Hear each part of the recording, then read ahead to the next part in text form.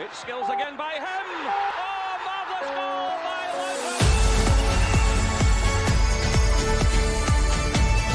Welcome to the Rangers Journey.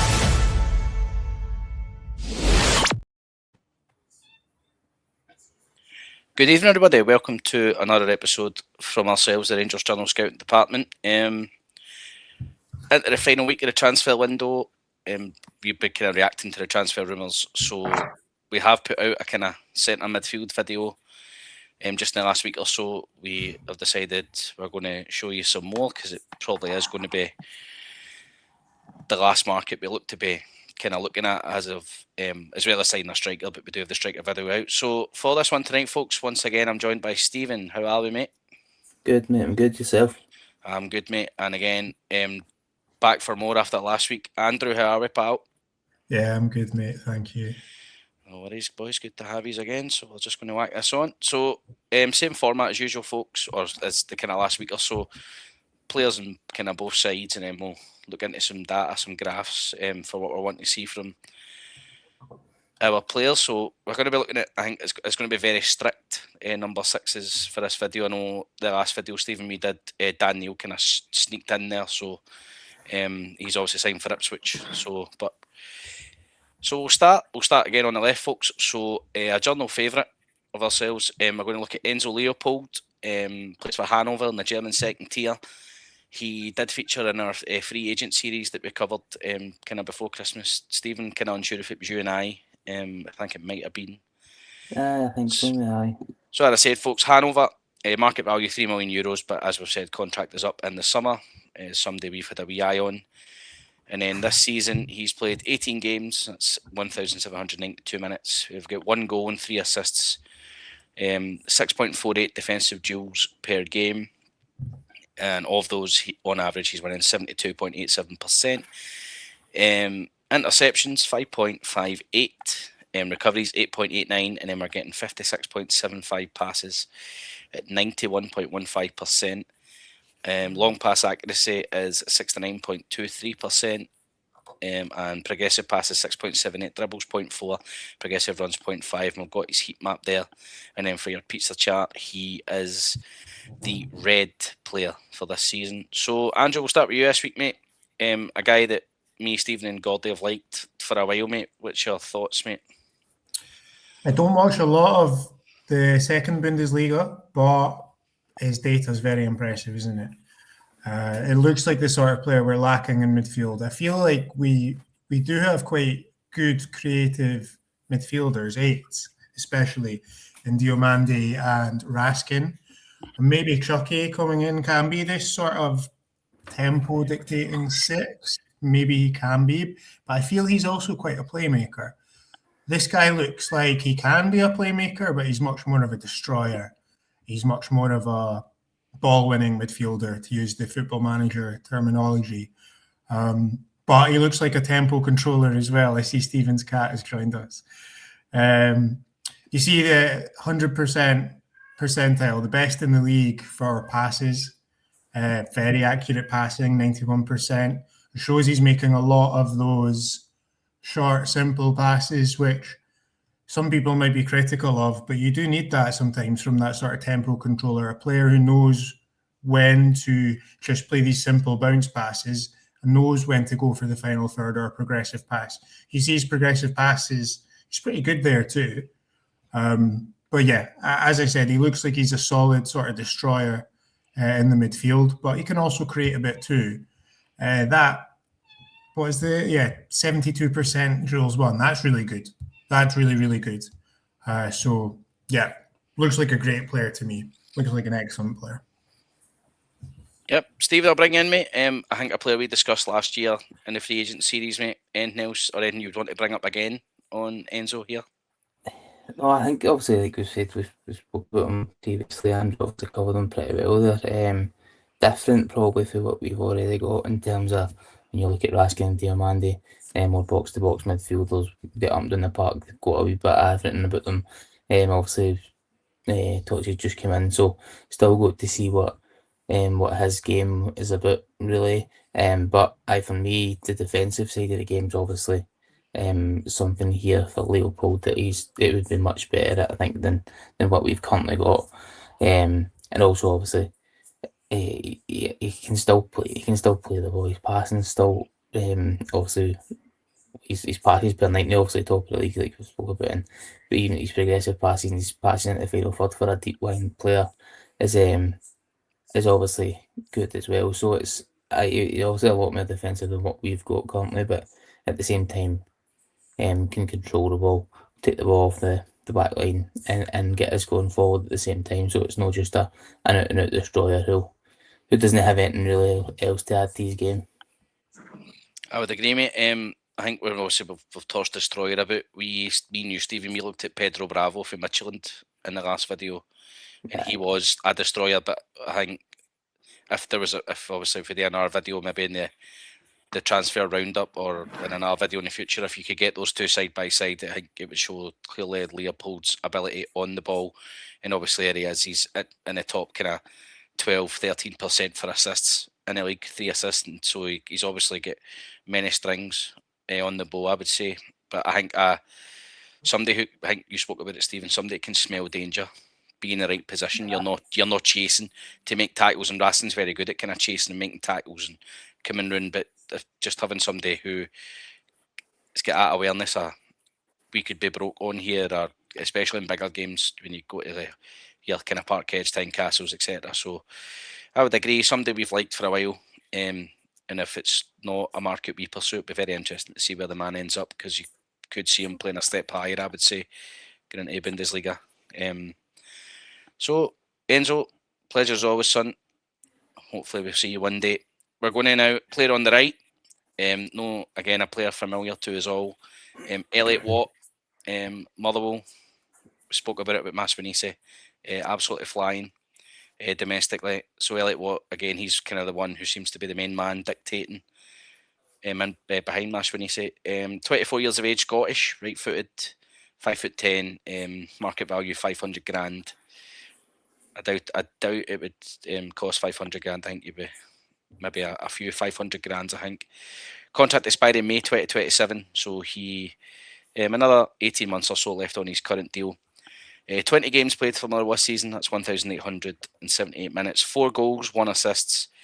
Defensive duels 4.79 per game. Duels won 64%. Interceptions 7.79. Recoveries 11.41. Passes per game, and this is probably a credit to Glasgow, 76.25 per game, 85.86 accuracy, and then 13.18 progressive passes, 0.38 dribbles per game on average, and 0.48 progressive runs.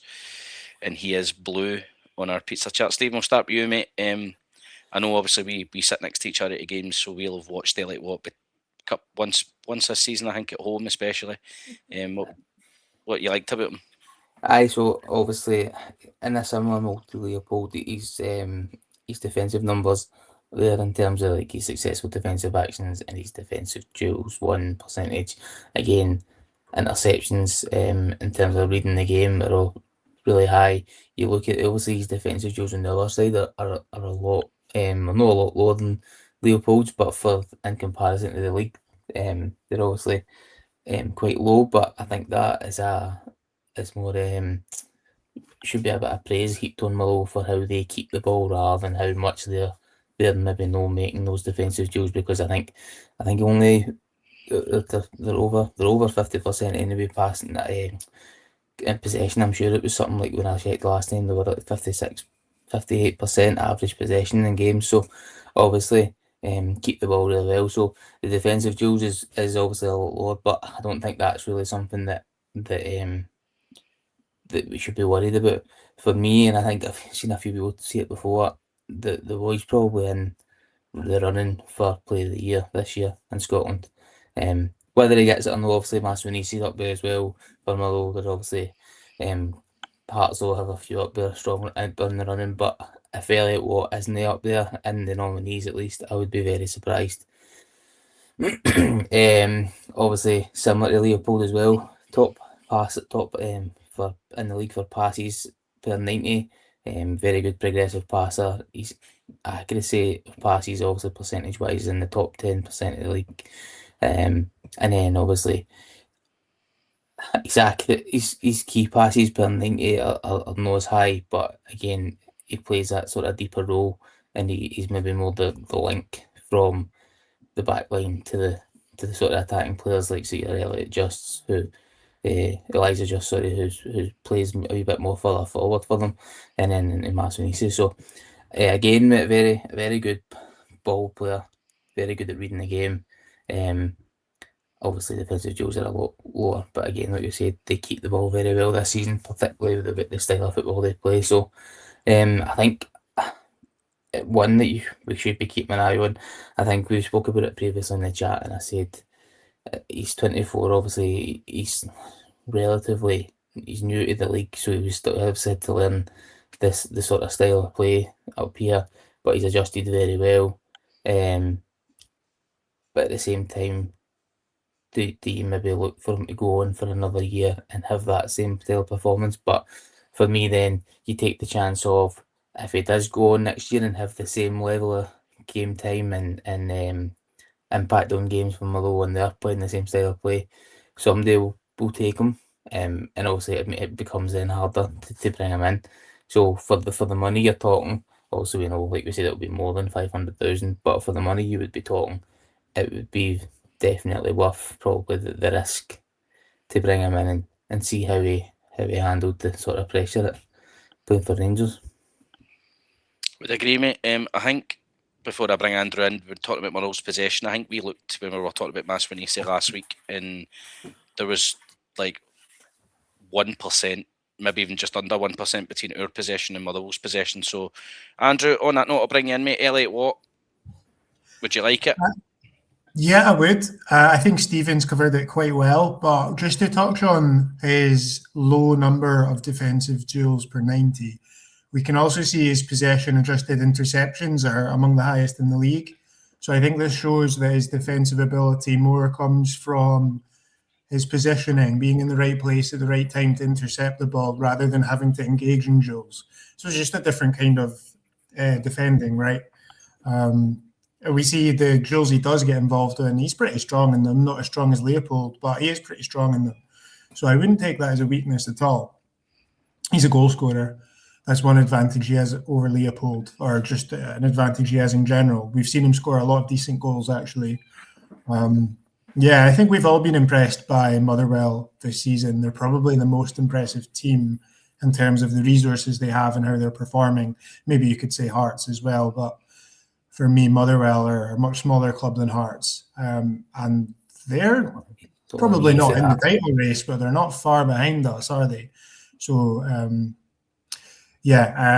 I would be happy to see Elliot Watt. I believe he is a Rangers fan. Maybe that's just something I've imagined. But I think from social media post, going by his previous tweets, man, he's definitely a Rangers fan. So that's always a positive. I mean, it's not an essential, but it's definitely a positive. He gets it, you know what I mean? So, Watt would definitely be a yes for me. I think the one thing, Stephen mentioned this as well, this is his first season at this level. Can he maintain it consistently? We don't know, but is it worth the gamble? Probably, yeah. I mean, he is going to cost more than that 500,000, but is he going to cost so much more than the 500,000?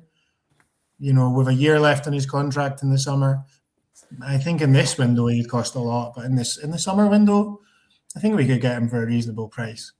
I would definitely be happy to see Watt come to Rangers. Yeah, I think I would agree. I think the biggest thing for Elliot Watt would be if Jans Bertolaskio leaves Motherwell. For a lot of those Motherwell players, what's next? Because I think when Motherwell get rid of Michael Wimmer and the football they were trying to play, you could kind of see he was trying to play a kind of similar style and it was getting a wee bit of praise. But I mean, he's just took it to a new level. Askew, I mean, they've easily been the best team I've watched this season, and I've watched them at Fir Park on the opening day, and after a kind of ropey first half, the second half they absolutely battered us. Should have beat us. I've watched them beat Celtic 2-0 at Fir Park on the telly, and they were outstanding. And even when we beat them 1-0 at Ibrox, it was a very nip and tuck game. I think we ended up having a lot of XG and a lot of clear-cut chances because they were full on going for it at the end. So absolutely all credit to them. I just think they fell short in terms of probably just don't have too many draws. But I mean, European football for Motherwell would be absolutely a remarkable achievement. So I would agree, and I think in the summer, he would be worth a punt for me. I think, especially if he continues, and as kind of Stephen said, for kind of if you're talking player of the year, this could probably be the first year you don't see an Old Firm player in a player of the year debate, because I don't think any of them deserve it. You're talking probably two Hearts boys, two Motherwell boys, Elliot Watt, Mashwanise, Kizaridis. You could have Braga. Devlin in there, Braga, Shankland. Devlin, yeah. Be interesting Manny to got watch. a push for us, but I think these players you Manny. mentioned have been better.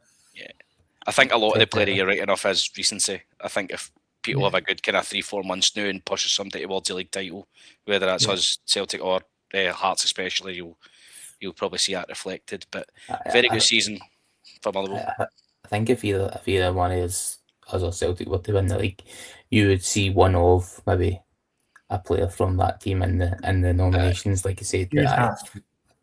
but with that, mate, you'd be right now as it stands, they'd be very lucky to get in anywhere. Would agree. Even a team of the year, I'd probably agree. There wouldn't be many for either. But that could be a video for another day. Next two. So first, we're going to look on the left. We're going to look at Ondrej Kritchfalusi. Can play three positions: centre midfield, centre defensive midfield, and centre back. 21 years of age, Czech national, right-footed, playing for Banik Ostrava. 6'5", market value €2.5 million. Lengthy contract though, June 2029. And for this season, 13 games played. That's 1,240 minutes, 2 goals. That's about 0.15 per game. 0 assists. Defensive duels, 7.74 per game. Duels won percentage is 60.2%. Interceptions, 7.35 per game. Recoveries, 10.81. Passes, 43.26. Accuracy, 79.56%. Long pass accuracy, 59.14%. So that's quite good. Progressive passes, 10.03. 0.79 dribbles. Progressive runs, 1.18. And he is red again on the pizza chat. Stephen, we'll start with you this time, mate. Kritchfalusi, what would your thoughts be here, mate? Looks like he looks like a destroyer to me, mate. Obviously, he's obviously the most versatile on the list. He covers sort of defensive mid, centre mid, and he can play obviously centre back for going off of that. But you look at them, particularly the left hand side of that pizza chart, going for the top defensive actions right through. His passing numbers are very good particularly for a boy his age, obviously coming into the midfield. Regardless of what sort of standard of league you're in at that age, obviously coming into any team can be pretty daunting. So it's obviously very much looks like he would be able to come in, control games, and then you look at the other side where he's successful defensive actions and his defensive duels per 90 are very high. The only thing I would say is obviously his actual defensive duels won percentage is relatively low for what you would look at. But again, as Andrew touched on previously, for what his adjusted interceptions is very high, so he obviously reads the game very well in terms of off the ball, like say we spoke about, rather than running about and making last ditch challenges. He's in the right area to intercept passes and break up play. So, and then obviously on the flip side, for obviously it's league dependent because it's only 2 goals, but he is up there for goals in his league and shots per 90. So he obviously gets about, and I would suggest that his goals have came from set pieces. Without actually watching him at 6'5", I would imagine that those goals are potentially for set pieces, which obviously is a profile of player that we're currently looking at with the boys we have signed so far and the boys that we've obviously been linked with going forward. So seems to fit the profile of what Rowe would look for as a number 6, controls the game, dictates tempo, and then on the other side reads it well in terms of breaking up play and keeping us maybe on the front foot more often than what we do currently. So an interesting one, obviously at 21. It's maybe a jump to come into a Rangers side who are looking to control a game and push for league titles, but at the same time, age is only a barrier if they let it be. If he's good enough and he's got that right mentality, then it could always work. But no, very interesting to say the least, mate. Would agree, mate. Andrew, I'll bring you in, mate. Yeah, I like the look of this player. Again, like Stephen mentioned, he does have these very high interceptions, but with the defensive duels, I think it's better than the pizza chart makes it look, because you see he does have 60% of them won, and he's engaging in a lot of drills every 90 minutes. So he's very combative, obviously. He's not afraid of getting involved with the dirty work, and he still wins 60% of them. Okay, maybe that's relatively low compared to other. Well, he could be getting comparative centre backs, right, with some of these. So, yeah, I wouldn't take that as a weakness. Something that stood out to me is the long passes and accurate long passes. So perhaps he plays a sort of quarterback role as well, playing these long passes to the wings kind of thing, similar to like we used to see from Goldson, but maybe in the CDM role rather than centre back. So that's something that stood out to me. That would be quite interesting to see, give us a different option. Yeah, progressive passes are good. Yeah, I like the look of this guy. 6'5" as well, another threat from set pieces. We've got him, we've got Manny, and we've got the German coming in. Scott Fry is going to be in heaven. I was going to say we should probably just send this guy to Scott Fry now and see what happens. Exactly. I would agree, mate. I think bar John Suter, a lot of the time I feel our players are afraid to play a long pass, and it annoys me. I would rather, I mean, if it comes off, you're in. Goldson was so good at it. John Suter's very good at it as well. Having just looked, obviously, the 6% duels one, it doesn't look great. Barrington Ostrava are currently second bottom of the Czech League, so not having a good season as well. So I think they've only got 14 points for 17 games. So it probably has a lot of backs to the wall stuff, and they have been good. They've been in Europe recently, last couple of years, I'm sure, Conference League level. So unsure if Critchfield Hero had obviously been involved, but a club who in the last couple of years have been up there. And obviously we spoke about Czech football last week with the two Prague clubs and Victoria Pils, and so for them to be up there and kind of getting a European spot in the last couple of years is good going. So obviously it's not going very well this season. But again, some very good numbers and a struggling side here. So a lot of good pass, especially when you're comparing it to players in the league. So you get three big teams, a lot of good numbers. So this could be a real diamond in the rough kind of find, I think. So we'll keep a wee eye on Critchfield as he develops and maybe see if anything comes of it. We're going to go to the right. Thomas Jorgensen is our next player. A 20-year-old Danish player, left-footed, plays for Viborg in the Danish Superliga. 6 foot tall, market value is €4 million. Contract expires June 2028. In this season, 17 games played. That's 1,485 minutes. That's 3 goals and 3 assists, both average at 0.18 per game. 8.42 defensive duels per game, winning 66.19%. Interceptions per game 4.39, recoveries 8.73 per game, passes 37.94, passing accuracy 80.51%, and long pass accuracy kind of similar to Critchfield, 56.82%. Progressive passes, we've got 6.97 per game, dribbles 2.55 per game, 3.7 progressive runs per game. So probably a different kind of playmaker to what we've seen, or deep lying playmaker is what we've seen so far. Andrew, we'll start with you, mate. Jorgensen, what would your thoughts be? Yeah, I think you're right. He definitely looks a bit more of a playmaker than the pure destroyer, but his duels are very, very effective, obviously. So, yeah, I think this looks like a very interesting player too. You see his heat map. He obviously plays on the right side, maybe of a double pivot. I've never watched Viborg play. But yeah, his assists, his dribbles, he's obviously a good ball carrier, progressive runs, key passes. He's not afraid to get forward. Only 20 years old as well. So this is another young player. Yeah, I think he looks very good, actually. I'd like to watch him. Danish football, I don't know. I guess it's probably similar to Scottish, maybe slightly better. So the level shouldn't be too much of an issue for him. Sorry, but he does look like a bit more of a ball carrier rather than a sort of metronome tempo dictator. You see, he doesn't have so many passes per 90, and his passing is not so accurate. I mean, it's not inaccurate, but compared to other players in his position in the league, he's one of the lower ones. So I think he's much more of a player that will sort of drive forward as opposed to controlling the tempo with bounce passes and the occasional long pass. That's not necessarily a problem, though.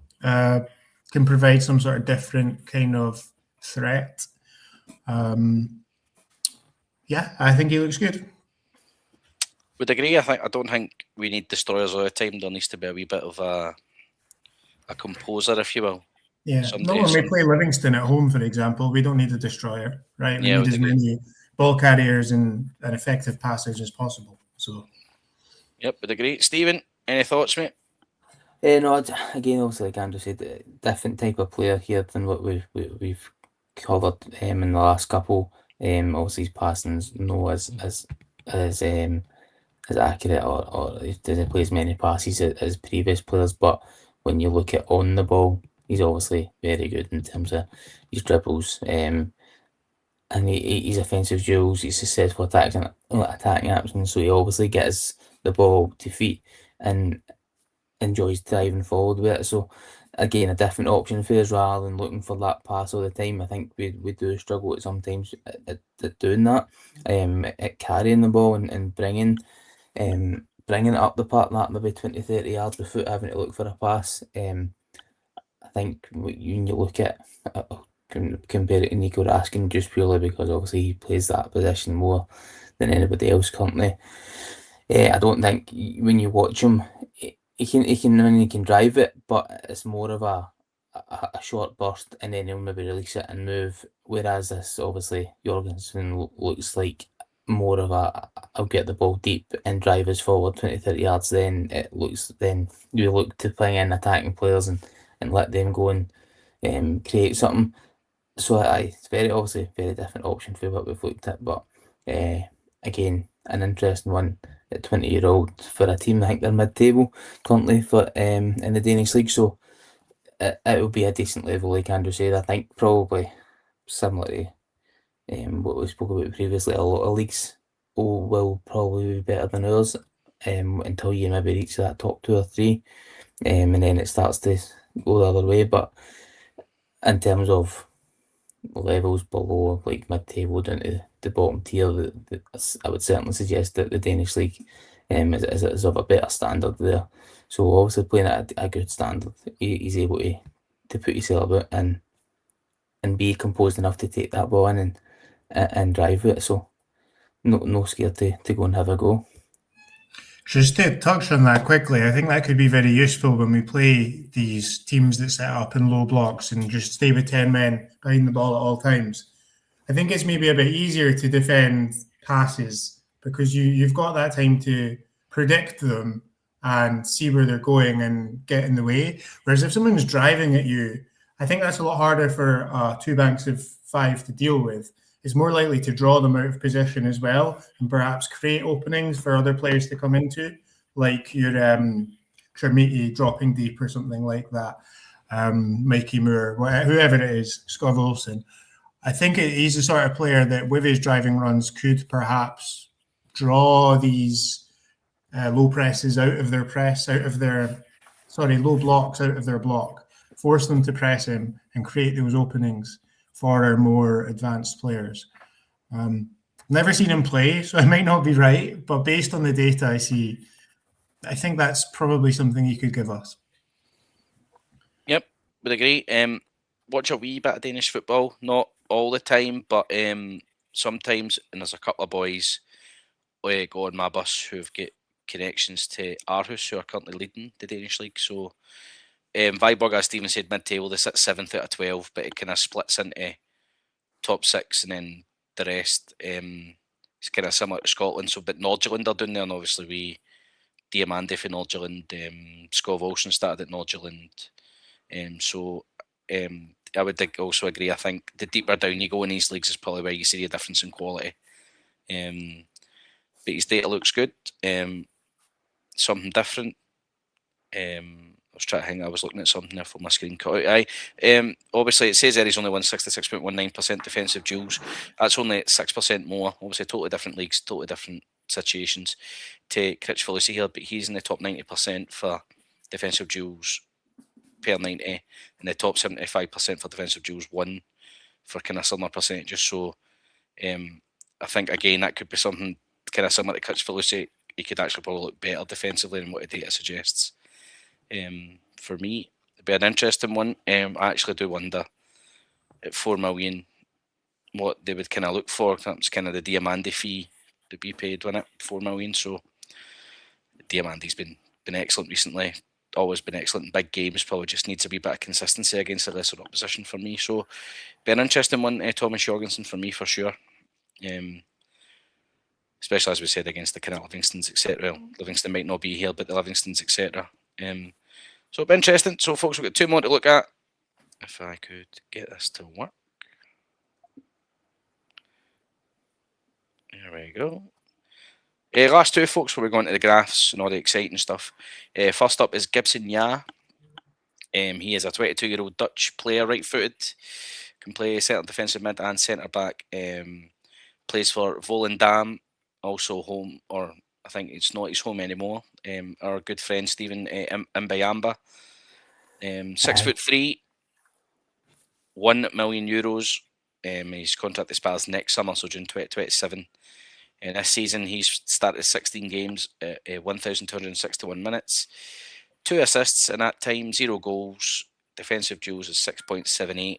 Duels won is 67.37%.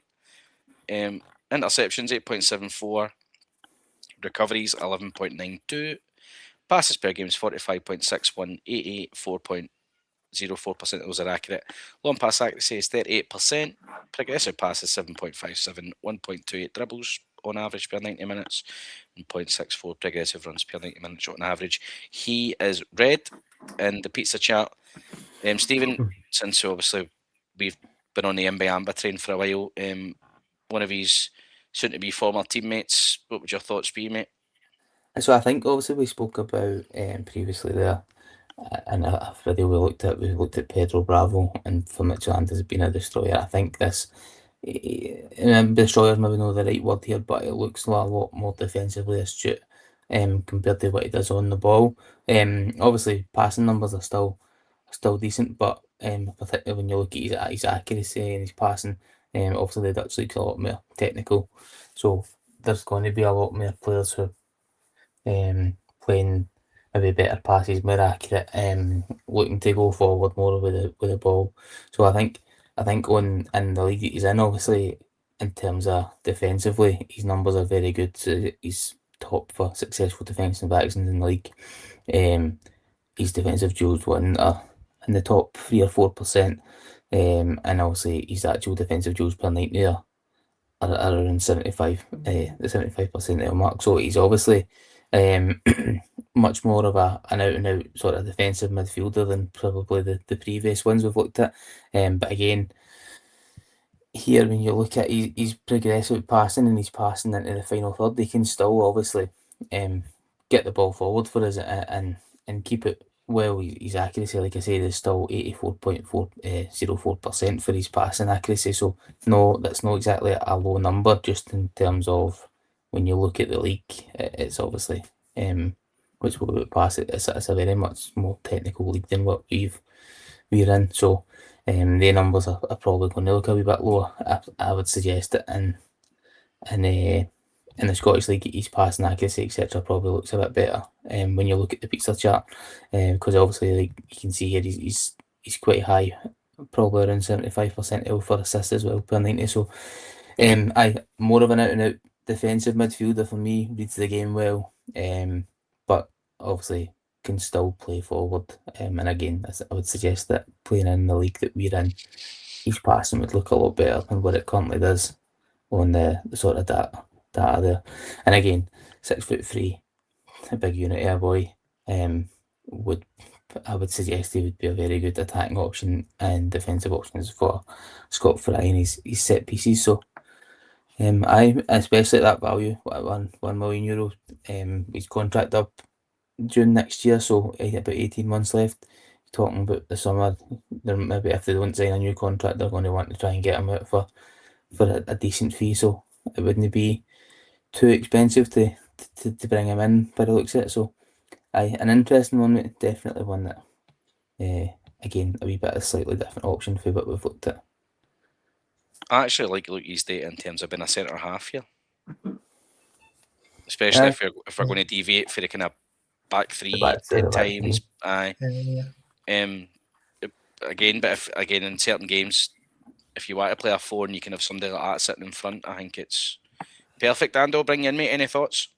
I think that's a good point you make in terms of potentially shifting to a back three. I think Rule has shown that he does like to do that sometimes. I think he likes the flexibility to change within a game too. So this looks like a player that you could do that without having to make a sub. So that's good. I think Stephen makes a good point about the league he's playing in. It's one of the most technical leagues in the world, isn't it? You know, the Dutch are famous for their technical football. I think that certain Dutch players who've come to Rangers have struggled because they've come from that highly technical environment to our Scottish physical environment. So, I mean, that maybe is a question about, how would he cope? I mean, he looks like a big, strong guy, so he should be okay. But that is worth keeping in mind. I think I do prefer Kricfalusi just based off what I've seen, but maybe that is harsh because Kricfalusi is playing at a lower level. So you would expect his data to be slightly better. But yeah, he looks like a very solid, purely defensive midfielder. I mean, his assists are not bad, I suppose, but he definitely looks like the ball winner, sort of anchor man. Maybe like, in Football Managers, there's the half-back role that can drop a bit deeper into the back line. Looks like he could play that kind of thing. Looks like a decent player. Playing for one of the worst teams in the Eredivisie. Maybe that's a bit harsh, but they are definitely one of the lower teams and putting up very good defensive numbers. Not my favourite of the players we've seen, but by no means a bad player by the look of it. You're one of the worst. Well, worst is probably a bad term, but they are one place above the playoff, the relegation playoff. And I think that's kind of been their ballpark. But obviously, we loved Mbayamba there and we have done since the summer. And obviously, there were links, but it looks as if he's going to Austria now. Is that right? Sadly. We'll ask. Right. Shame. I think they're a yo-yo club, Volendam. I think they're famous for that in the Netherlands, always going up and down, up and down. So again, this could be their new Volendam dream. Gibson, taking over for Mbayamba for the journal. So we'll leave him and we'll go on our last player before we go into the good stuff. Is Emil Breivik. He is a 25-year-old Norwegian. He plays for Molde, 6'1", €2.8 million value. Contract expires December 2027, obviously due to their season. And this is his stats for what is last season in Norway, because they wrapped up just before Christmas. He played 28 games, totaling 27,730 minutes.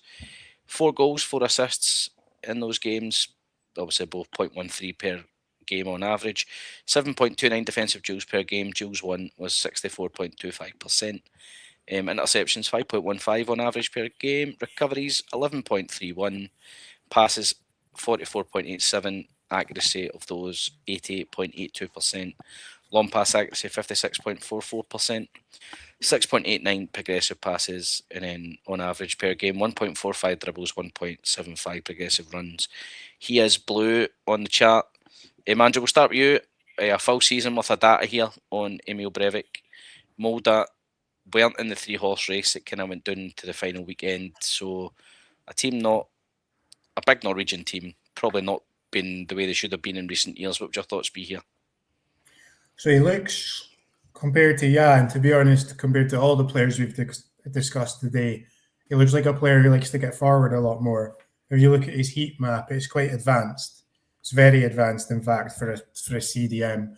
So perhaps he's been playing in a slightly more advanced role for Molde this season. Looking at the pizza chart as well, he's clearly a more advanced player than is. It's much more round, as opposed to being focused in the defensive areas. a lot of shots for a CDM, good goal return for a CDM. And you can see he makes a lot of progressive runs as well. So that supports the sort of heat map that he likes to get forward. Yeah, I like the look of this guy too. Again, I think I prefer the previous players we were looking at to both of these two, but he looks like he could provide another. I can't remember who it was, but the player who I said could drive through these low blocks. Jorgensen. Jorgensen, exactly. He looks like he could play a similar kind of role to that. Yeah, I mean, he looks good. I definitely prefer the previous players we looked at, but he looks good. Stephen, for a bring in, I think that's a wise point. He looks very well rounded for having a full season of data, and it'd be interesting to see how those other boys who maybe look impressive so far perform over another 17, 18 games in the league. Stephen, what would your thoughts be, mate? No, again, I agree with what you both said. He's certainly seems the most well-rounded in terms of what the pizza chart there and the stats that he's put up. Again, I would agree with Andrew that I think looking back at the previous slides, there's probably more enticing options to look at. But by no means I play to sniff it. I would suggest that minutes played is a typo because that 27,000 minutes is about 300 games. So I would reckon I've just ran me at to. Sorry. Gordy doesn't know maths, obviously. So. Well, but no, it definitely looks like a more attacking sort of option. His defensive numbers are still good though as well. When you look at defensive duels, and obviously he's well up there at the top sort of 25% for his duels won percentage, and then he's successful defensive action. So all of them are still relatively good, mate. But he's definitely seems a more well-rounded player, and as his heat map suggests, and like Andrew said, he obviously plays a wee bit higher up in the park. Whether that's been a one-off this season with how Mould have set up, or they might have maybe changed their sort of formation that they've been playing. But definitely an interesting option, but probably the least enticing for me on the sort of charts, especially at 25. The other ones obviously are younger. Part of Leopold, and obviously I know Watt's 24, but still probably a lot more progression to come from the sort of obviously like there at 22 and the previous two at 20 and at 21. So I would suggest they've probably got a wee bit more in them in terms of going forward and progressing in the numbers that you would produce in the next maybe 2-3 years, whereas Breivik probably starting to reach his sort of peak in the next 2-3 years. So definitely again interesting option, but I would like to see maybe one of the previous players more than I would potentially like to see Breivik come in. I think that's fair. I think that's fair indeed. I'm just laughing that I've just read 27,000 minutes out and I thought a single thing about it. Just rolled with it. I meant that can't be right. I'm glad you did, mate.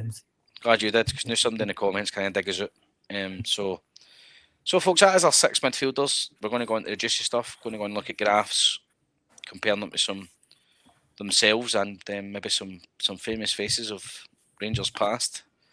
So first up, goal contributions per 90 minutes and ball progression per 90 minutes. So I'm assuming it will stay the same, so we'll just run through it once.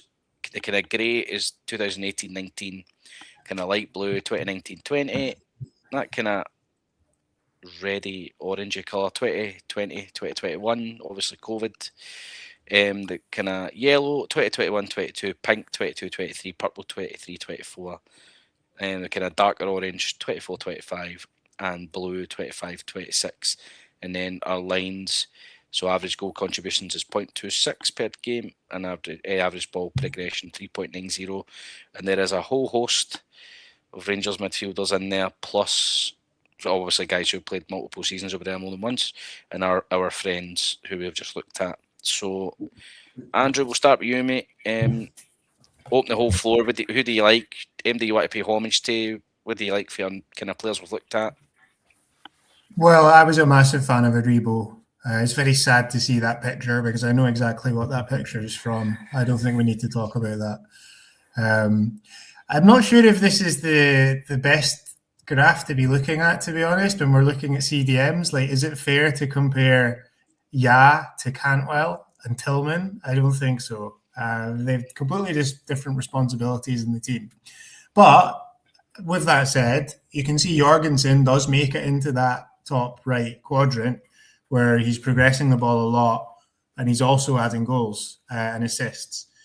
So I'm not surprised by that based on what we have seen. Jorgensen did seem like the one who would provide the most attacking output, but I don't want to criticize the other players for not being in that quadrant when they are sixes. They are defensive midfielders.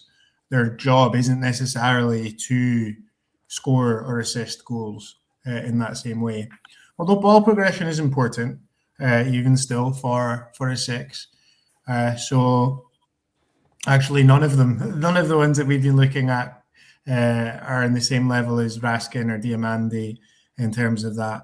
But there is context in terms of the league they play in and that kind of thing, or their tactical role in the team.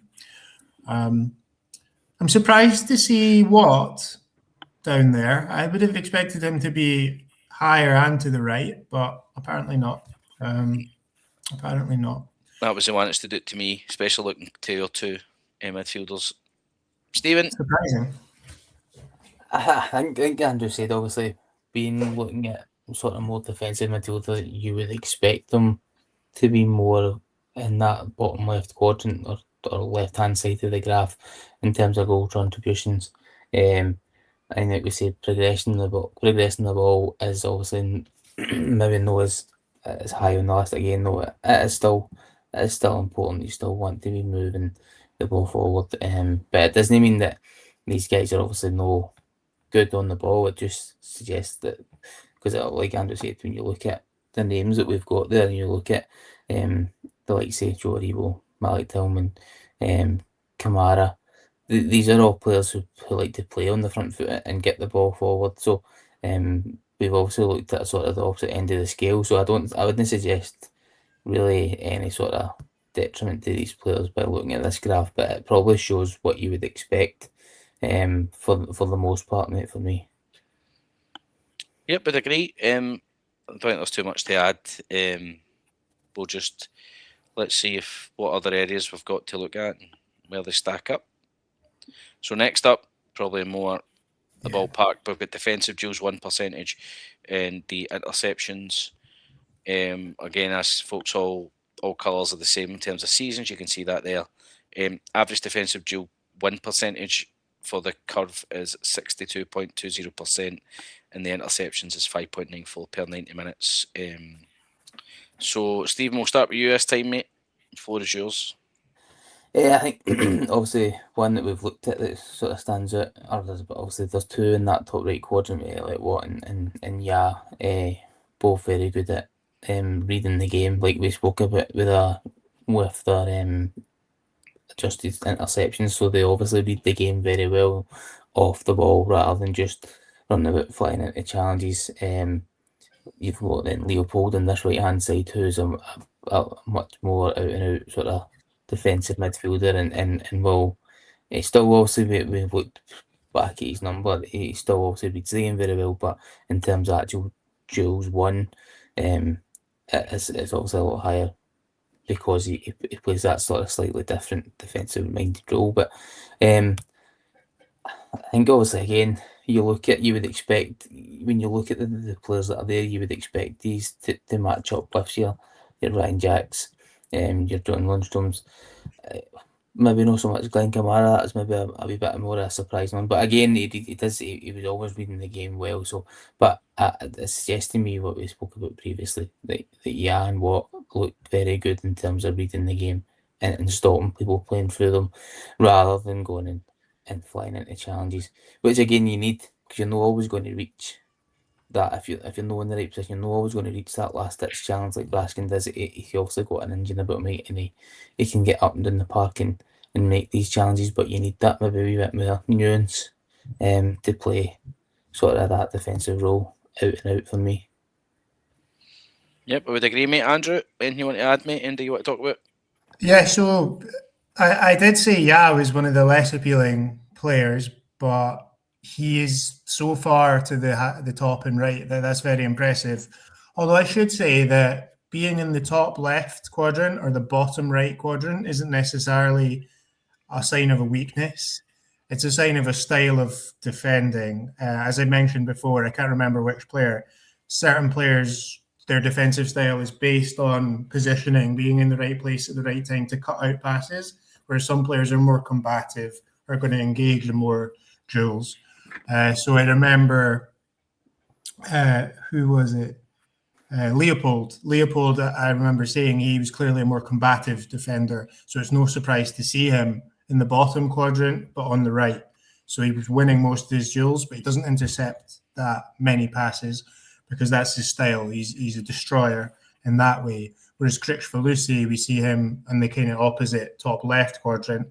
He's not winning as many of his duels, or it's still over 60%. It's not bad, but he's much more positionally aware in terms of how he's defending and cutting out passes.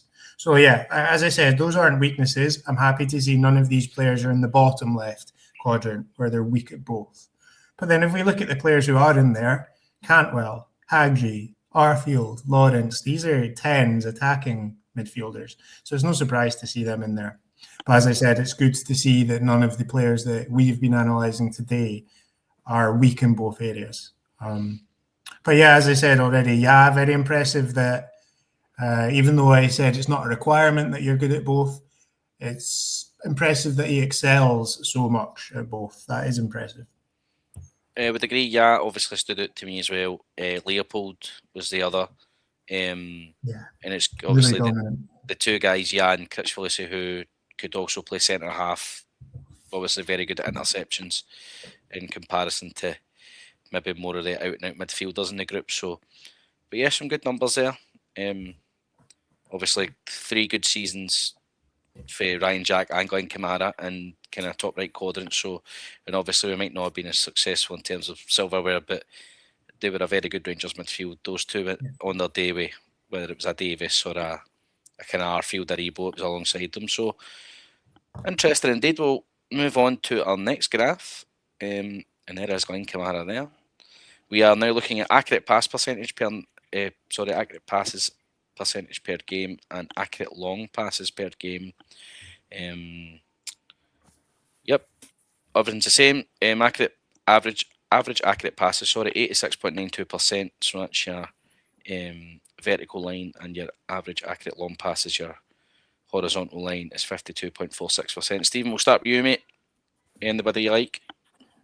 Obviously, you look at the only one really that we looked at so far is in the top right is Leopold he's for both. He's obviously his accurate passes and his long passes are both very good. So again, it matches up with that sort of, as much as he likes to be combative, he can then go and dictate the play when he does have the ball. But again, you look at the sort of the left hand side here, you've got Kricfalusi, Elliot Watt. Their accurate passes is no obviously hitting the average, but it's still, I wouldn't say it's a poor percentage to be hitting when you're hitting around 80, obviously for Kricfalusi and 85, 86 for Elliot Watt. It's not exactly a poor number of accurate passes to be playing.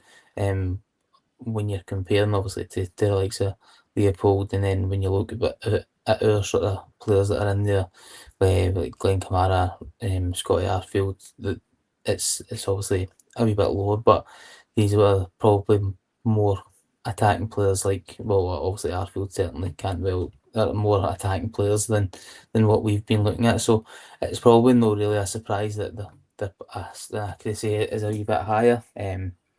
But for me, it certainly isn't a bad sort of look on them. Even his long passing is a lot lower, but his accuracy 84% is still it's no poor. But again, I think for me that maybe leaks into the league that he plays in, you're going to play less accurate. You're going to play less long passes, sorry, in the Dutch league than what you would maybe play in the Scottish league, or what you would play in terms of just passes along the ground. It's like we spoke about. It's a more technical league rather than looking long for somebody to go in behind or trying to hit a striker. You see much more progression on the ground. So. There's a wee bit more to take for it rather than just looking at their passing numbers and saying, "Oh, that's poor," or it's not as good as such and such. So I certainly all of them in terms of accurate passes on the ground, I would say are still pretty good for the role that they would be playing. Would agree, Andrew? Anything you want to add, mate? Yeah, I think Stephen spoke about that quite well. I would interpret this graph much more stylistically than ability-wise, right? We see where Malik Tillman is in the bottom left. Are we going to say he's a bad passer? No, obviously not, right? So having a lower percentage of accurate passes, this doesn't tell us that someone is bad at passing necessarily. It could tell us that they take more risks. They're more willing to play that risky pass that could get cut out, but could also break the lines and lead to a goal or an opportunity. So I would interpret this more stylistically. I remember saying when I looked at Leopold's pizza chart and data generally, he looked like this sort of metronome kind of tempo setter, not necessarily looking for the Hollywood pass to lead to the goal scoring opportunity, but deciding when to speed the ball up or deciding when to just play bounce passes and keep it rotating. I think that's what this tells us. We see Leopold in the top right, far top right. He's got that pass accuracy because he's playing that role. Although his long passes are obviously very accurate too. So he does have good passing in that sense. But I think if we look at Jorgensen, for example, he was someone who we perceived as a much more attacking player. I think his passing accuracy being lower, down at the sort of 81% mark, is more indicative that he takes risks compared to someone like Leopold. So I wouldn't interpret it as a weakness at all. I think that's everything I can say. It tells us more about their styles than their strengths. I would agree. It'd be interesting to see this if you were putting in a progressive pass percentage or a pass to the final third percentage. Or how many passes per 90? Where that kind of stacks up. And obviously we've got guys here playing for teams who are mid-table or near the bottom of the leagues, and you might find the manager when they go and play the bigger teams or even just in general try to get a result, it's going to go right, we're going to try this today, and it's their style might fluctuate a wee bit, so it's not the same thing over and over. So yeah, as we always kind of say, context is key, and I don't think anybody having 80% passing accuracy in a game's bad. Unless you're just going to bounce it from side to side and backwards, then you shouldn't be misplacing many. So yeah, I would agree. Again, some good numbers for some of the old guard, Ryan Jacks, Glenn Kamara's, John Lundstrom's. A couple of good numbers for Connor Barron as well, actually. Connor Barron, obviously, he did really start really well last season, Connor Barron. So I think, is that our last graph? Oh no, sorry, one more. There you go. Progressive passes per 90, so here we go. You could probably stack these two up in key passes per 90 minutes. So, I mean, if we want to flip back and forth here for any points, I don't mind. So everything's the same. Andrew, we'll start with you this time, mate. Yeah, well, remember what I said about Tillman on the previous graph. Here's the evidence here. He's by far the most key passes. Like, it's not even close how many key passes per 90 he gets. So there's the evidence of what I'm talking about. In terms of the players we've been talking about today, Jorgensen, again, I don't think that comes as a surprise based on what we were saying. A lot of key passes, 0.7 per 90, that looks like, which is good. It's nearly a key pass every game, a pass leading to a shot. Chris Falusi, he's in the top right quadrant, so he's a balance of both, progressing the ball probably from a deeper area, and then when he occasionally gets into more advanced areas of the pitch, he is providing key passes. So again, this is something that probably links to style as well. The players that do stay in deeper roles, they may perhaps have more progressive passes, but are unlikely to have so many key passes leading to shots because they're staying in that deeper role. Yeah, I can see he's a good example of that. He's on the right-hand side over the median, but he's well below the median in terms of key passes. So that tells us that he stays deep. and he does progress the ball, but he doesn't get deep enough into the pit or advanced enough into the pitch to be making key passes that end up in shots. So I'm not really surprised by anything I see here in terms of the players we analysed. In terms of Rangers players too, Ryan Jack way on the far right and Tillman in the far left at the top. That does not surprise me one bit. Elliot Watt, that's impressive, isn't it? How much he progresses the ball. That was the first name I looked at. Stephen, anyone to add, mate? No, not really. I think obviously, like Andrew said, you can see here what we spoke about, Andrew spoke about in the last slide in terms of position and styles of play. Obviously, Elliot Watt, like that, is again another player who sits a wee bit deeper from below and plays the ball forward and gets them going. It's then probably the next pass that then's the key pass or the pass that goes into the box. So, again, no being lower on that side for the key passes for a defensive midfielder or a six is not a bad thing. They're obviously looking to get the ball from the sort of final our first third into the other half, into the opposition's half, and let then the attacking players go and play that. So, it's obviously a good look at to see how well they progress the ball, rather than maybe how many chances or how many shots they're creating for their teammates. But I don't think there's much surprises in terms of who's where on the chart. Like we said, Jorgensen obviously seems to play much more with the ball at his feet and gets the ball forward like that way, and then will release the ball as he's a wee bit further up the park. So again, interesting to see, and obviously like we're no surprise at where Ryan Jack and Mark Tillman are in terms of how they played. So it's a good comparison really to see where these boys stack up. I think it confirms what I said about Leopold as well. We see him in the bottom left. I don't think that means he's a bad player necessarily. He's just not a creator. He's just not someone who creates. He sets the tempo and is like a metronome for the team. So yeah, I wouldn't interpret any of these as these players being bad. I mean, we see Mohamed Diomande in the far bottom left. He's not a bad player, is he? I am a little bit surprised about that, but he's not a bad player. So it's more stylistic than ability. It doesn't matter if you're necessarily low or to the left.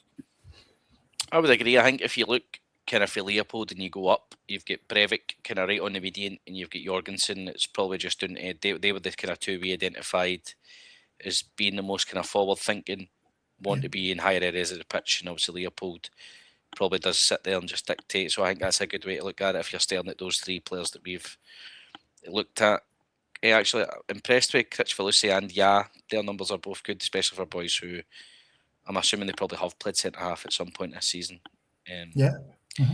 So I think that's our last graph, folks. So we're on to the radars, and I think that'll be us. There we go. So Connor Barron, I think he's been chosen this week to be identified 3-6. I looked and was prepared last week.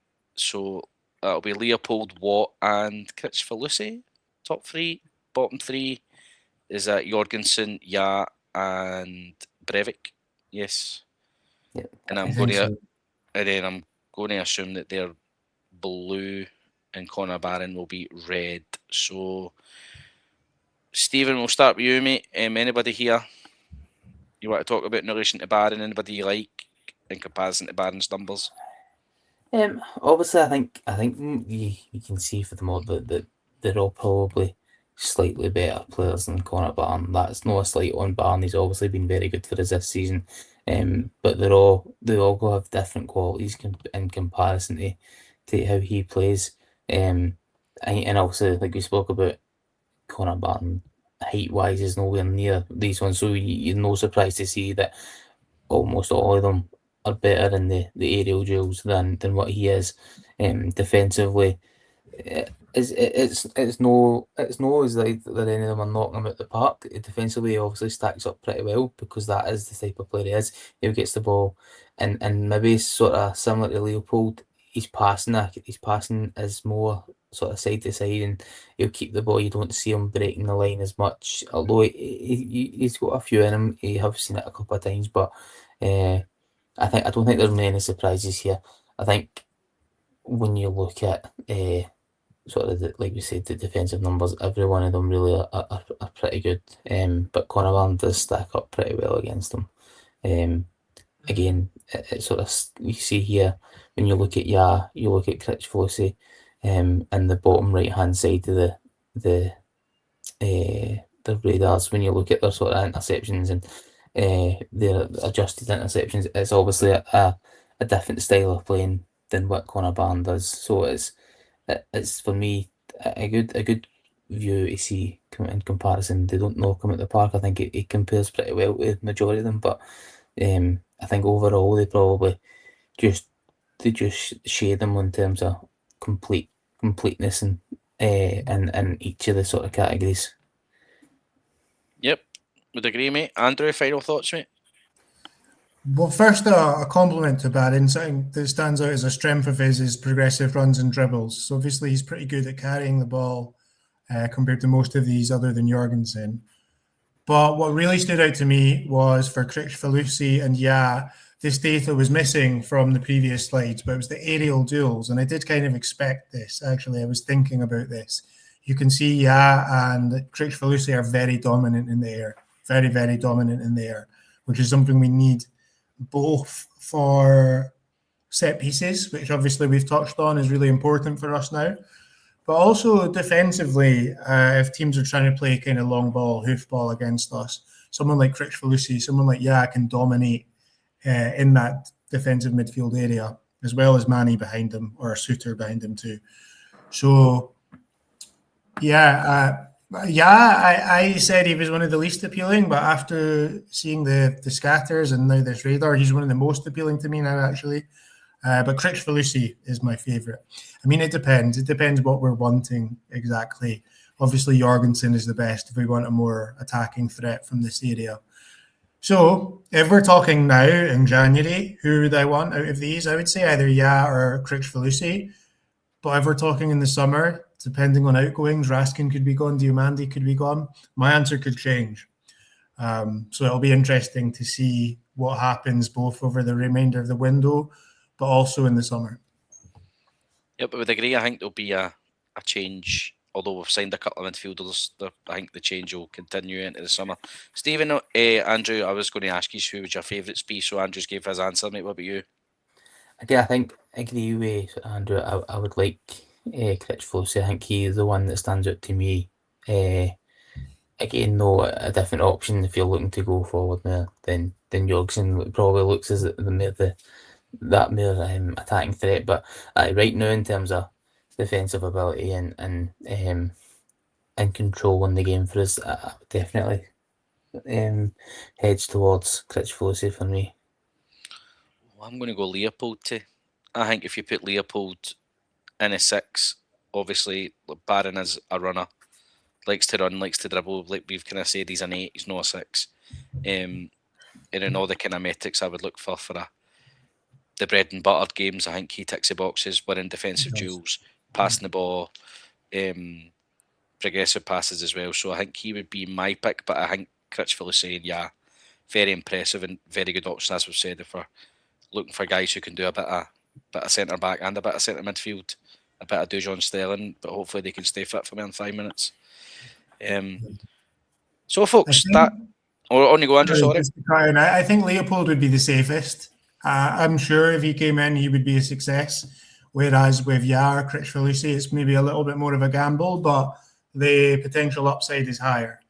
I don't think Leopold's someone we would end up making a profit on. I don't think he has probably much more room to grow. I'm saying that without having watched him that much. It's just based on his age and experience.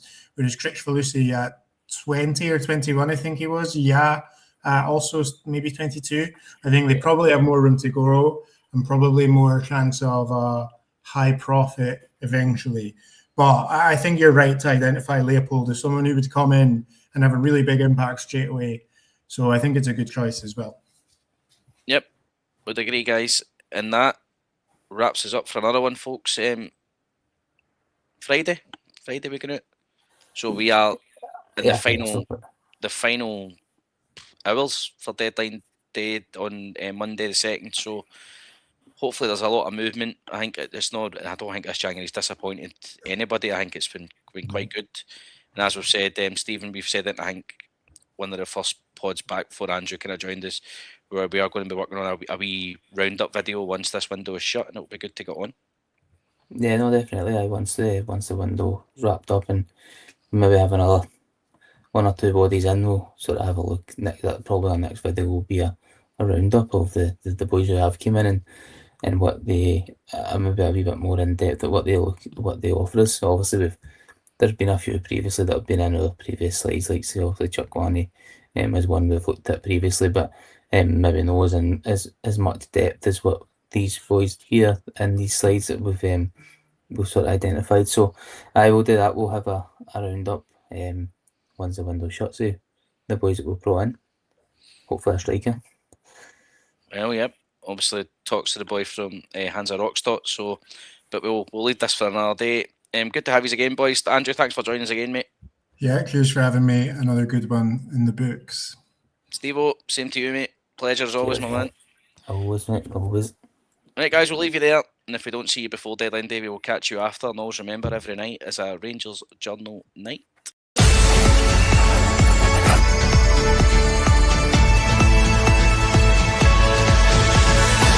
Every night is the Rangers Journal night.